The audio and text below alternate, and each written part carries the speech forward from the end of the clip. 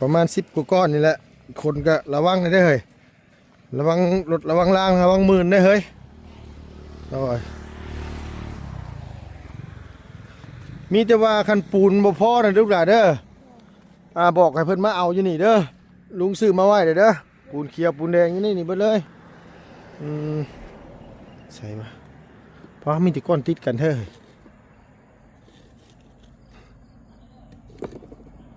ถอดเบิ่งดูฮะเอาเทละก้อนก็ได้เทละก้อนเทละ2ก้อนหั่นเลยพอละพอแม่นจับเอาหิวเอาเบื้องตะก้อนเอามือซบเข้าไปนั่นแหละเดี๋ยวลุงสิมา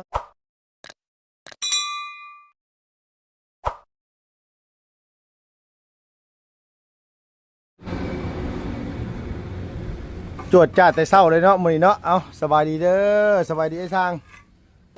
โดยโอ้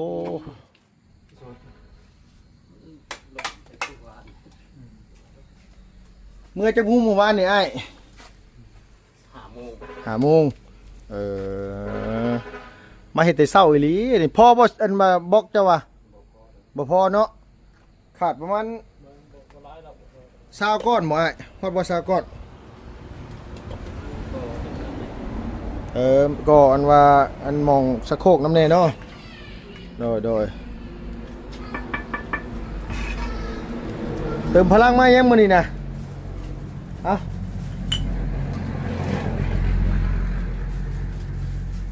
เป็นจะได้ไอ้สั่งเสียงแล้วอันว่าลงไปหาหมออยู่เซปูนนะบ่หมออันนี้ไปใส่คือเก่าเลยเนาะเพราะว่าเรากินยาบ่ได้เนาะไอ้เนาะมีแต่เป่าอย่างเดียวแม่นเป่าอะไรกับคลำของอยู่ของกินนี่แหละของ2 มื้อใครๆแน่แล้วเพิ่นเป่าหมอทำหมอเนาะหมอเป่านี่คือหมอทำแม่นบ่อ้ายบ่หมอทำเนาะหมอทำเพราะว่าคลำเนี่ยอยากได้กินนี่หมอทำหั่นแหละมาแต่เช้าดิสิเจ้า2 คนก็ได้ เมื่อวานนี่ฝนเทลงมาพี่น้องเอ้ยอ้ายแล้วอันว่าเอาสังกะสีเก่ามาอันว่าปกไว้ปูนก่อนี่พ่ออยู่ว่าอ้ายปูนก่อปูนเท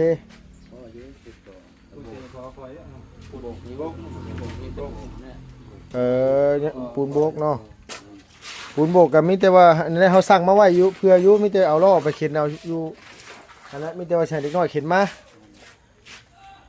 เขาปกไว้อยู่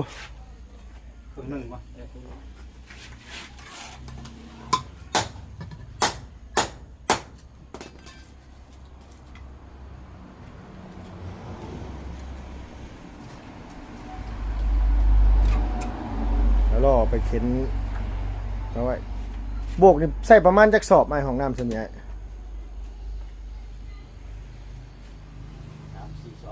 3-4 สอบเนาะโดยเพราะว่ายังบางเทื่อยันน้องเมื่อบ้านน้ำแน่นะมื้อนี้นะมีแต่ว่าคันตัวใดขาดเรือนะให้กระเจ้าไปยู่มาแต่พุ่นเอาไปยืนเนาะนั่นในหันได้เฮาพกไว้อยู่หั่นมองที่สิมาเฮ็ดเฮือนสักกุมีนะครับเพราะเฮาสั่งมาเพื่อไว้อยู่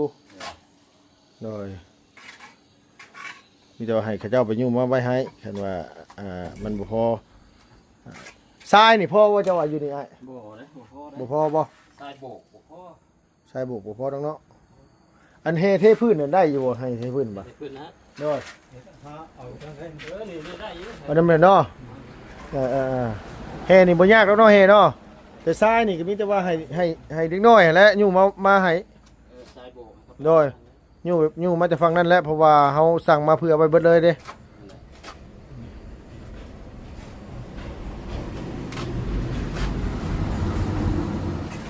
บอกกับขาดอยู่ประมาณเต็มที่กับประมาณอยู่20 ปลายนี่แหละน้อยเนาะ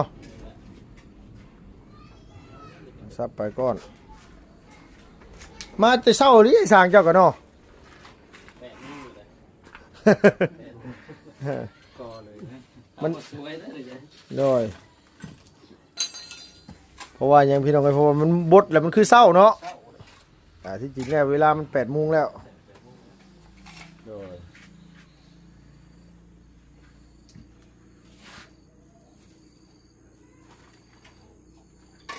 ตีนพุ่นได้อยู่พุ่นอยู่พุ่นอยู่โม่บนไวโม่ก็มี ไม่ยังน่ะ เกียร์ เออ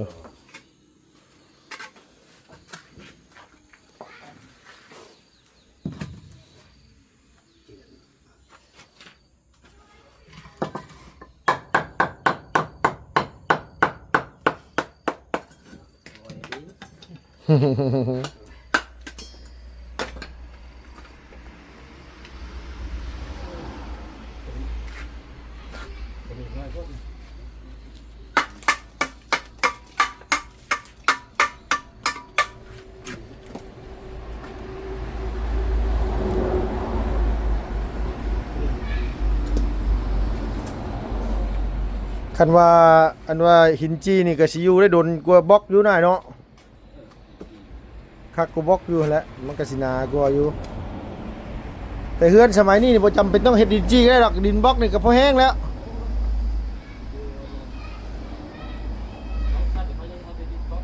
โดย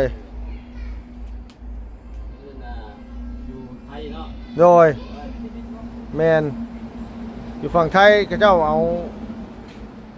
ใช้แต่บล็อกนี่แหละเขาเจ้าบ่ใช้ดอกหินจีมันเปลืองโพดเปลืองแห้งแล้วก็ใช้งบประมาณก็หลายกว่าตัวนี้พร้อมหลายกว่าเปลืองกว่า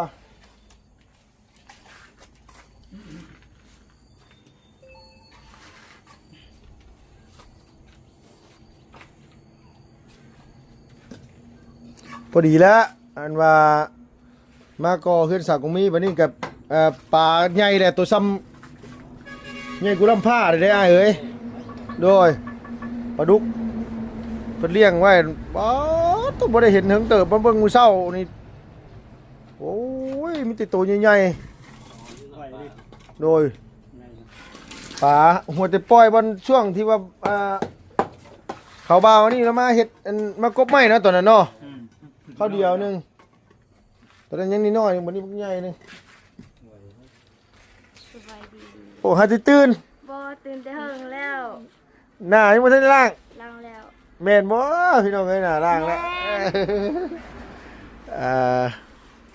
ใช้หนึ่งข้าวยังลูกละ เรียบร้อย ห่วยคือบ่มีทานจักเม็ดเลยวะกินแล้วข้าวเช้า ยัง ยังยังไม่ได้มี ยังบ่ทันได้อยากเนาะคันว่าทรายเวลาเพิ่นโบกน่ะไปแก้วอยู่พุ่นเด้อไปอยู่เชลอมาให้เพิ่นเด้อเพราะว่าทรายโบกมันบ่มีอยู่เฮือนเจ้าเดี๋ยวแกมาให้ทั้งอันว่าลุงเพิ่นเฮ็ดนี่ให้บางเทื่อลุงเมื่อบ้านได้มื้อนี้น่ะมีหยังก็มีแต่ว่าเพิ่นบอกช่วยเพิ่นเด้อลูกหลานเด้อ โดย มันก็สิเรามีอย่างนอกมีแต่ไปยู่แห่ยู่อันว่าปูนมาแล้วปูนกับลุงซื้อมาแล้วซื้อมาอันว่าที่เฮือนสักมีแหละคันบ่พอกับประมาณ3-4 สอบนี่แหละน้อยเนาะ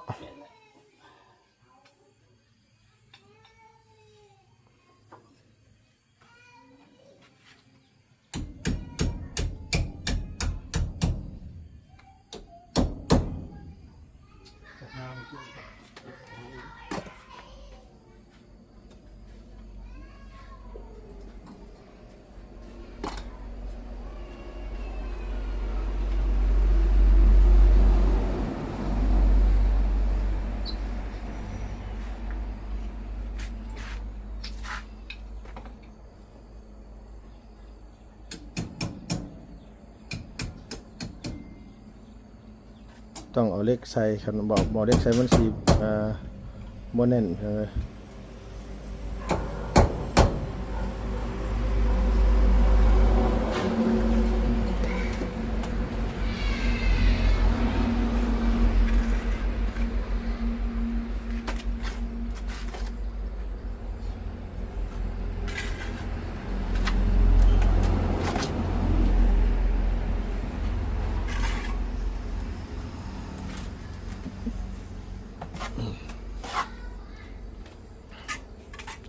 กินข้าวเช้าเลยบ่อ้ายจังมาเฮ็ดนะดีว่าบ่ทันได้กินข้าวเช้าเลยมาเลยปั้นแล้วเนาะโดย เฮายังบ่ทันได้เฮ็ดหยังอยู่ได้เฮาน่ะตื่นมาก็มาเลยพี่น้องเอ้ยเพราะว่ามื้อนี้บ่มีคลิปลงก็เลยมาถ่ายอัปเดตให้พี่น้องเบิ่ง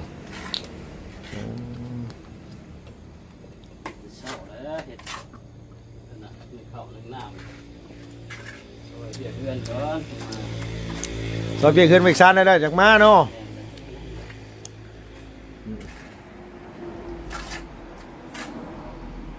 เช้า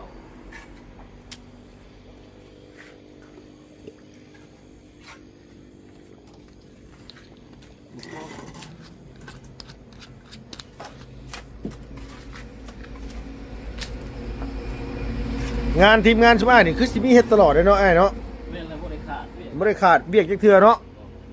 หาโตยากแท้ๆเลยพี่น้องเอ้ยบ่แม่นต้องเว้าได้กันว่าเพิ่นบ่อันนี้ดีดอนี่เพิ่นบ่ได้ว่างมาเฮ็ดให้ได้รับตลอดเลยติดๆเลย นั่นแหละจะแบ่งกัน บ่สบายเริ่มดีขึ้นแล้ว โดย เริ่มคล้ายๆในแล้วเนาะ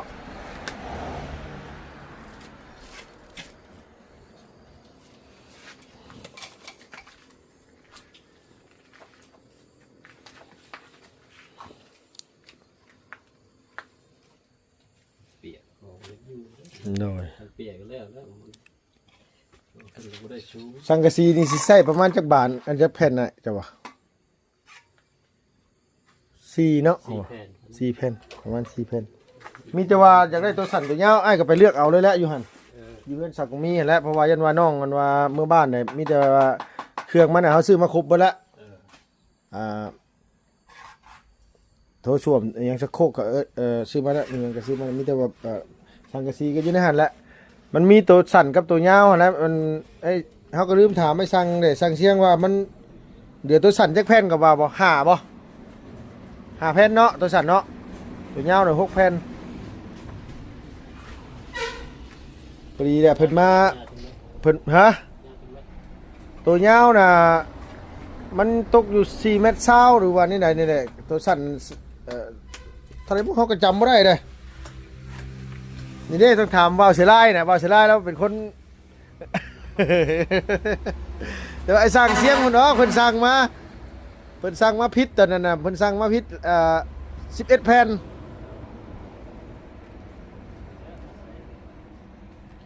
ก็เลยว่าสิเอาไปนี่แหละแบบมุงคอกหมูเพิ่นแหละว่าสิคอกหมูให้เพิ่นแต่จักสิได้เฮ็ดตอนใดบุคอกหมูก็จักสิได้เลี้ยงตอนใดหาหมูที่แบบว่าหมูบ้านเฮานี่บัดโอ้ย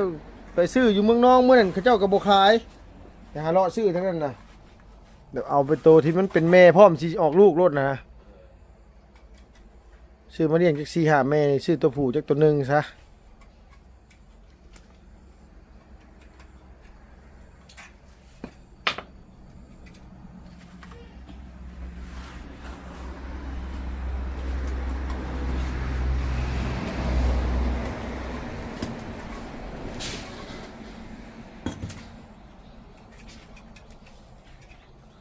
ซื้อต้องซื้อเล็กอันยังเล็กตัดแล้วมาตัดออกสังกะสีนี่เนาะเพิ่นกับเพิ่นสิมากเลยตัดลาวนี่ออกนี่ ก่อแล้วก็ได้ตัด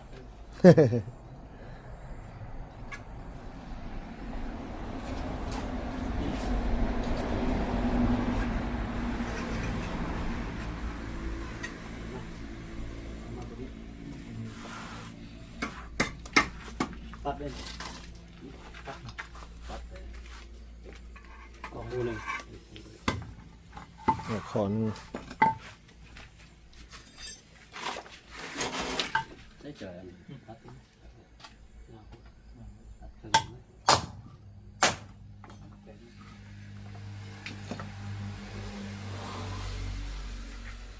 บกกับบางดีเนาะเนาะบกกับ ปล่อยดิ ค่อยดีท่านเห็นอย่างปอกปอกปอกแตกแล้วก้อนละ7,000เนี่ยไอ้สมมุตินี่นะโพดโพมีทุนเห็ดไหมไอ้บอกขายนี่นะ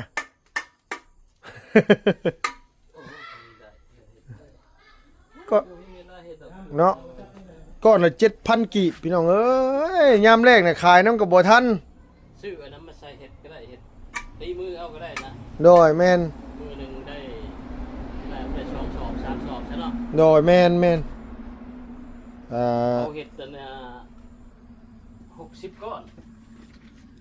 เขาเห็ดนี่70 ก้อนหนึงน่ะบ่อันสอบหนึงน่ะบ่ หนึ่ง ป้า เห็นว่าอันนี้สุดเลยนี่ โดย เห็นว่ามันจังพลอย แม่นเนาะเฮาเห็นบล็อกอยู่ทั้งอันอยู่เมืองไกรสอนอยู่บ้านอันว่าอยู่บ้านธาตุโอ้แข็งอีหลีบล็อกกับเจ้านั่นน่ะบล็อกแบบบล็อก เขาเห็ดแข็งผสม คักอีหลีนั่นน่ะแบบว่าโอ้ย ประหยัดปูนก่อนอันนี้เขาเห็ดประหยัดปูนว่าแล้วเขาเห็ดขายเอาเงินได้ หน่อย กันเห็ดถือ บอกกับเพราะว่ามันมีหม่องเดียวพร้อมนะ แม่นแหละหมูเลี้ยอยู่ มันมีหม่องเดียวพร้อมนะไผก็ไปซื้อน้ำน่ะมันก็เลยแบบว่าเฮ็ดจังไดก็ได้ขาย แม่นเลย มื้อนั้นเฮาต้องเว้าดอก จัดมาก่อนนะ กันช่วงหนึงหั่นโอ้ยแฮงนักช่วงหนึงหั่น คอย โดยอันนี้ยังว่ายามฝนเนี่ยได้ยามฝนแบบว่าเพิ่นเหยียบป้าไปโดนแล้วมันก็เลยแบบว่าอันนี้แน่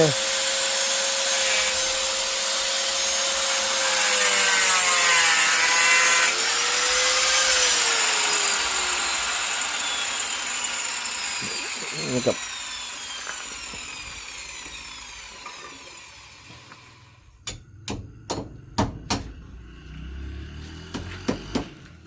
โน่น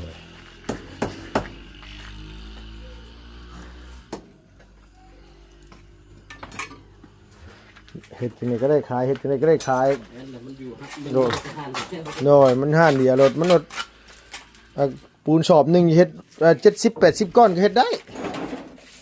ใช่นะเอางานแน่ โอ้ย ตีเรื่องเอา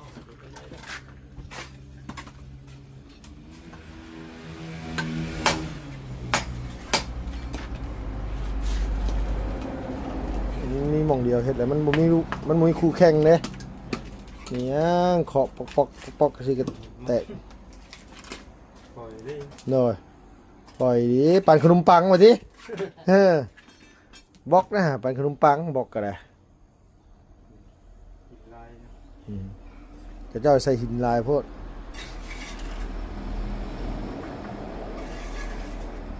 แต่ก็ได้หลายปีดอกจริงๆไงลูกตัวใหญ่เพราะมันสินี่นะ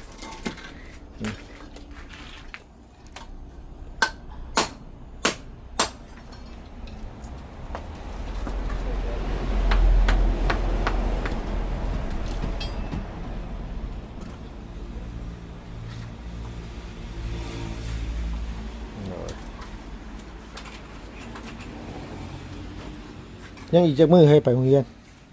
เดือนหนึ่ง นี่อีกเดือนหนึงมื้อนี้วันที่ 31 มื้อนี้วันที่31บ่มื้อนี้น่ะเอ่อเดือนนี้31 เดือนนั่นก็31 เดือนต่อไปก็31คือกันมันบ่นะ เดือน อืมมันคือ31 2 เดือนช้อนเลยบ่บ่มันแม่นบ่เฮ้ย ตามของเฮียนดู แม่นบ่คำวังนะเฮ้ยคำวังบ่แม่นนะกันเดือนนี้31เดือนหน้าก็ต้อง30นะเฮ้ยโดยตัวนี้จะไล่เลยนะ 32 เดือนหน้า32แฮงนักไปเลยเลยไป33 เดือนนี้31เดือนนี้บ่เสียงว่าเดือนนี้31ป่ะไปสิเมื่อบ้านเนี่ยมื้อนี้แล้วเพราะว่าขึ้นมาแต่เฮิงได้ไอ้สร้างให้เฮาก็ได้มาเที่ยวนี้มารอบนี้หล่นหลีมาตั้งแต่วันที่4ที่5ผมมันสิฮอดเดือนหนึงแล้วนี่ขณะว่าบ้านอยู่เซโนนี่ได้นี่กับบ่แม่นว่ามาเฮิงแต่เฮาดอกหมู่ก็มาโดนคือกันได้ถึกเลขอยู่ว่ามื้อคืนนี่ขออนุญาตถามแน่ไปหน่อยคืนนี้ มาน้ำเขาอยู่หั่นเด้เฮาเมื่อคืนนี่น่ะ พอได้บ่ ได้อยู่ซื้อน้ำไอ้นางหั่นแหละโทรไปซื้อน้ำเหล้ามื้อวานฝันมื้อนั้นฝันมาไปงุ้มหอย แน่ จับหอยจูบโอ้มีตีหน่วยงามๆว่าก็เลยซื้อน้ำไอ้นางตอนแรกว่าสิเอาตัวละเป็นแสนมื้อนะ ทันแม่นแท้ แต่ก็เลยเปลี่ยนใจเอาอันหยังเอาเลขกบแน่ครับเพราะเขาตามเลขกบมาเป็นอาทิตย์แหละก็เลยซื้อเลขกบน้ำแน่ซื้อกันว่าเลขหอยน้ำแน่ก็เลยถึก50,000เมื่อคืนนี่พอได้ยืดอายุไปยืดอายุใช้งานไปแน่โมเมนต์ว่าอย่างได้เป็นว่ายืดอายุใช้งานคือกระเป๋าเงินมันแห้งเลยเด้กันถึกเนี่ยบัดใครเด้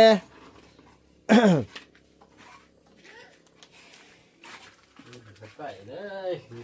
เลขยังบอกเป็น08 ซื้อ08 สองมื้อก่อนนั้นออก80ตลอดเนาะ 04 804 04ชื่อ เออ ปาดออก02 โดยเกือบเป็นซื้อเลขมาน้ำเจ้าอีกแล้วจะว่าขับรถตำมาว่ะก็เลยเปลี่ยนใจโอ้ไปซื้อดอกมันนี่แต่เก่าก็ซื้อแต่เลขกบตัวเดียวแหละมันคือนี่พอดีว่านี่โดยโดยมีแต่ว่าบอกพอประมาณ20นี่ประมาณ20นี่มั้งประมาณสิฮอดประมาณ15ก่อนทีไปคนมาได้บอกเด้อไปย่างไปคนบอกไปไปคนมาให้ไอ้สร้างเพิ่นก่อนเพื่อนเลยเอาคนมาเทื่อละ2ก้อนก็พอหลายๆใช่แม่เจ้าอยู่ใช่แม่เจ้าน่ะ แม่คนไปสอนผู้ ฮะ แม่งานไปสอนผู้ แม่เจ้าไปสอนหัวเออ ไปกับ ไปแต่เช้าพุ่นนะ ถ้าตัวเมื่อกี้นี่ไป นี่ก็นึกว่าไปแต่เช้าพุ่นนะป้าโทษสรอก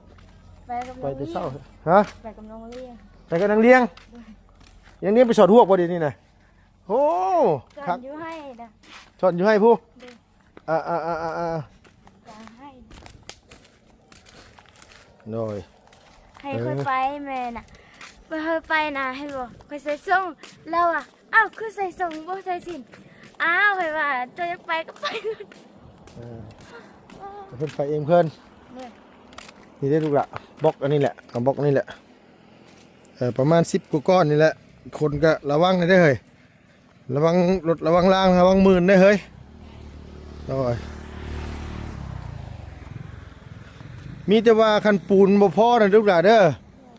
อบอกให้เพิ่นมาเอาอยู่นี่เด้อลุงซื้อมาไว้เด้อปูนเขียวปูนแดงอยู่นี่เบิดเลยใส่มาเพราะมีแต่ก้อนติดกันเฮ้ย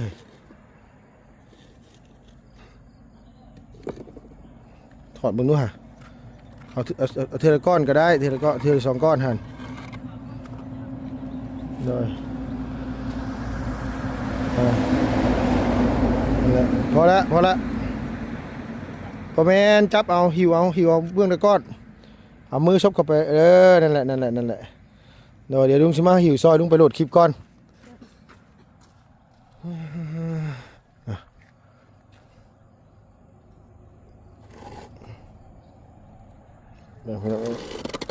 โอ้ยหนักเติบเลยนี่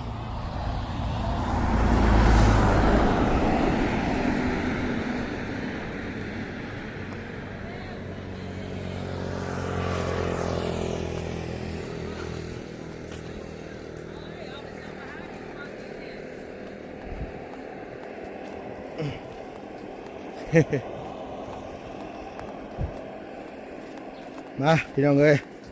พากันมาขนก็บกกับลาน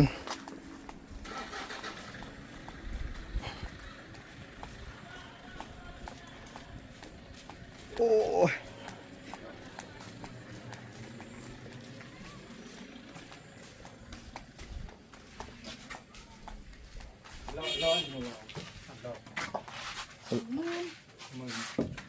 หมื่นแห้ง